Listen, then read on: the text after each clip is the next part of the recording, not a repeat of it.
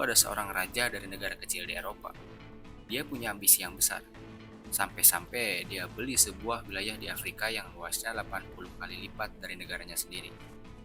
Bukan untuk rakyatnya, juga bukan untuk negaranya, tapi untuk dirinya sendiri. Dialah Leopold II dari Belgia, raja yang mengubah Kongo menjadi neraka di bumi. Semua demi kekayaan dan kekuasaan. Leopold II ini bukan hanya seorang raja, tapi juga CEO pertama perusahaan kematian terbesar di abad ke-19. Tapi kira-kira gimana sih seorang raja bisa punya sebuah negara? Dan apa yang sebenarnya terjadi di balik kedok misi peradaban? Yang kenyataannya dia menjual mimpi kemanusiaan, tapi yang dibawa adalah neraka.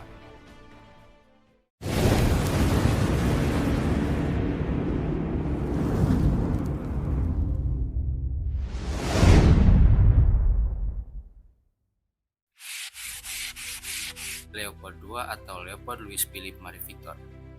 Dia adalah Raja Belgia yang memerintah dari tahun 1865 sampai 1909. Dia bukan cuma raja biasa, tapi dia adalah seorang pria dengan ambisi yang besar.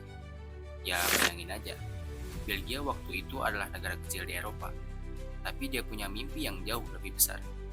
Dia pengen punya koloni sendiri, kayak Inggris atau Prancis. Tapi masalahnya rakyat Belgia nggak terlalu tertarik dengan ide kolonialisme. Mereka lebih fokus sama urusan dalam negeri. Nah, disinilah Leopold mulai putar otak. Dia nggak mau nunggu persetujuan rakyat atau pemerintahnya. Dia ngambil keputusan untuk bertindak sendiri, dengan uangnya sendiri, untuk mewujudkan mimpinya yaitu menguasai sebuah wilayah di Afrika yang kaya akan sumber daya alam, terutama karet, yang waktu itu lagi naik daun karena revolusi industri. Dan akhirnya Leopold milih Kongo, wilayah di Afrika Tengah yang luasnya hampir 80 kali lipat dari Belgia, dan juga belum sepenuhnya dikuasai oleh negara Eropa lainnya. Tapi dia nggak bisa gitu aja datang dan mengklaim wilayah itu. Dia butuh alasan yang ibaratnya terhormat di mata internasional. Jadi dia punya ide, dia akan membawa peradaban ke Afrika, memerangi perbudakan dan membuka jalan bagi perdagangan yang adil. Ya, kedengarannya memang sangat-sangat mulia. Tapi ya, itu semua cuma kedok buat nutupin niat aslinya, yaitu eksploitasi besar-besaran. Nah, setelah Leopold berhasil memoles citranya sebagai penyelamat Afrika dengan iming-iming membawa peradaban, dia mulai melangkah lebih jauh. Tapi gimana caranya seorang raja dari Belgia, negara yang bahkan gak punya angkatan laut yang bisa dibilang kuat, bisa nguasain wilayah sebesar Kongo? Nah, ini dia trik dicek Leopold. Bayangin gini aja, waktu itu para pemimpin Eropa lagi ngumpul di Berlin, kayak pesta bagi-bagi kue.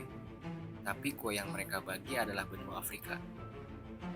Nah, Leopold yang gak punya banyak pengaruh militer atau ekonomi dibanding Inggris atau Prancis, dia memainkan kartu diplomasinya dengan sangat cerdik. Dia menjual tentang misi peradaban dan perang melawan perbudakan. Dia bahkan mendirikan organisasi palsu bernama Association International African atau Perhimpunan Afrika Internasional yang kelihatannya kayak lembaga kemanusiaan. Padahal itu cuma kedok untuk nutupin misi pribadinya. Di konferensi Berlin, dia berhasil meyakinkan negara-negara Eropa lainnya bahwa dia adalah orang yang tepat untuk mengelola Kongo. Dia bahkan berargumen bahwa Kongo akan menjadi wilayah netral yang terbuka untuk perdagangan internasional. Dan dia akan memerangi perbudakan Arab di sana. Padahal yang terjadi justru sebaliknya. Leopold malah membawa sistem perbudakan yang jauh lebih kejam. Hasilnya, Kongo dikasih ke Leopold sebagai negara bebas Kongo atau Kongo Free State. Tapi ini bukan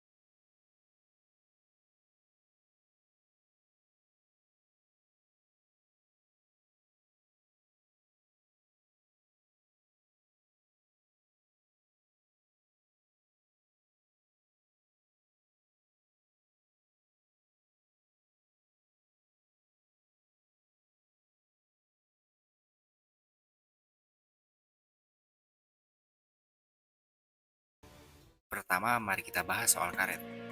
Di akhir abad ke-19, karet adalah emas hitam yang sangat berharga. Karet digunakan untuk bahan mobil, isolasi kabel, dan banyak produk industri lainnya. Dan Kongo dengan hutan hujannya yang luas adalah sumber karet yang melimpah. Dan Leopold lihat ini sebagai peluang emas yang gak bisa disia-siain. Tapi gimana caranya ngambil karet dari hutan yang luas banget itu? Nah, Leopold punya solusi yang kejam banget, yaitu kerja paksa. Penduduk lokal dipaksa untuk ngumpulin karet dari pohon-pohon di hutan. Mereka dipaksa bekerja berjam-jam di hutan lebat, tanpa makanan, sambil ngadepin ancaman buaya dan penyakit. Mereka harus menuhin kuota harian yang hampir mustahil dicapai. Kalau mereka gagal, ya hukuman yang mereka terima sangat luar nalar. Salah satu metode yang paling mengerikan adalah pemotongan tangan. Pasukan Leopold atau Force Public, mereka diperintahkan untuk memotong tangan para pekerja yang dianggap tak memenuhi target. Bahkan ada laporan bahwa mereka memotong tangan anak-anak sebagai hukuman bagi orang tua mereka yang dianggap malas. Jadi kalau ada orang tua yang malas, tangan anak mereka yang dipotong. Dan tangan-tangan yang dipotong ini kemudian dikumpulkan sebagai bukti bahwa pasukan telah menggunakan peluru mereka dengan efisien. Leopold juga membangun sistem pajak yang kejam, di mana penduduk lokal dipaksa bayar pajak dalam bentuk karet atau gading. Kalau mereka nggak bisa bayar, ya mereka bakal dihukum atau dipaksa kerja lebih keras. Sistem inilah yang bikin penduduk Kongo terjebak dalam lingkaran kemiskinan dan penderitaan yang gak ada ujungnya. Kalau kalian pikir sistem eksploitasi di Kongo itu udah cukup buruk, itu mungkin masih secuil dari kekejaman yang dilakukan Leopold. Pertama, mari kita bahas soal jumlah korban. Jumlah korban diperkirakan hampir 10 juta orang Kongo tewas selama periode pemerintahan Leopold.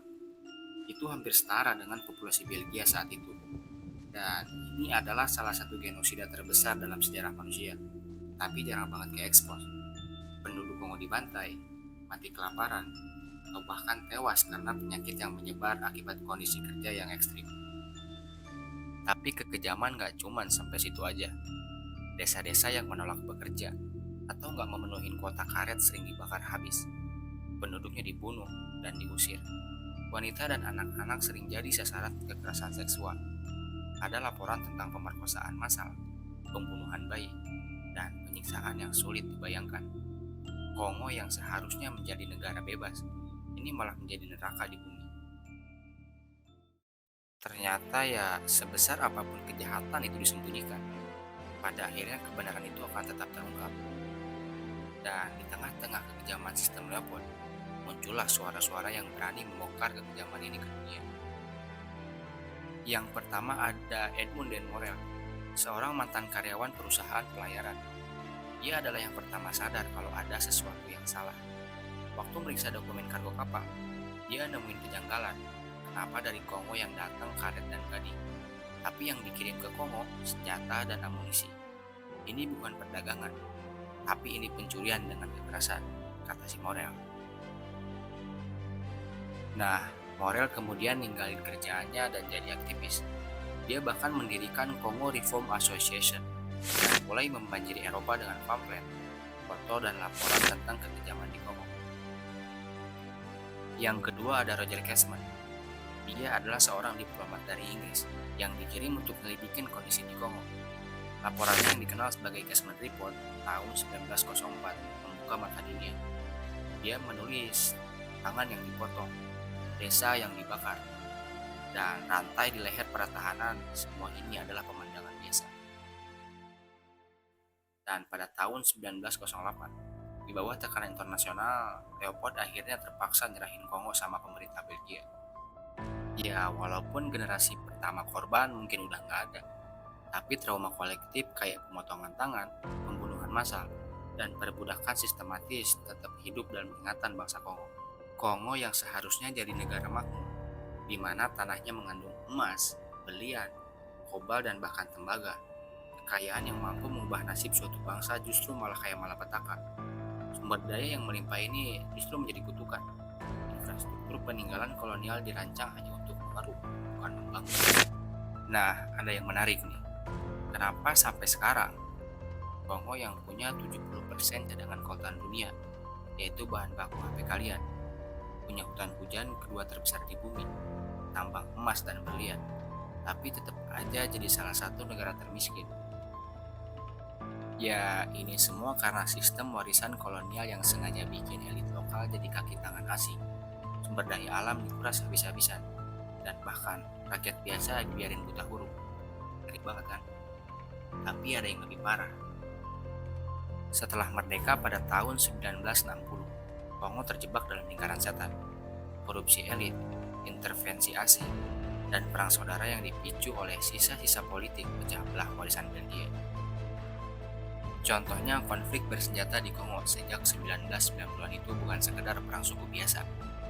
Ini adalah lanjutan dari politik pecah belah ala Belgia. Sampai sekarang lebih dari 120 grup bersenjata berantem buat berebut tambang. Nah, sekarang mari kita berteori. Gini aja deh, misalkan kalian adalah seorang raja paling tajir di Eropa pada abad ke-19, punya negara pribadi segede Kongo, terus tiba-tiba disuruh serahin kekuasaan. Apa benar kalian mau ninggalin itu aja semua harta haram yang udah dikumpulin bertahun-tahun?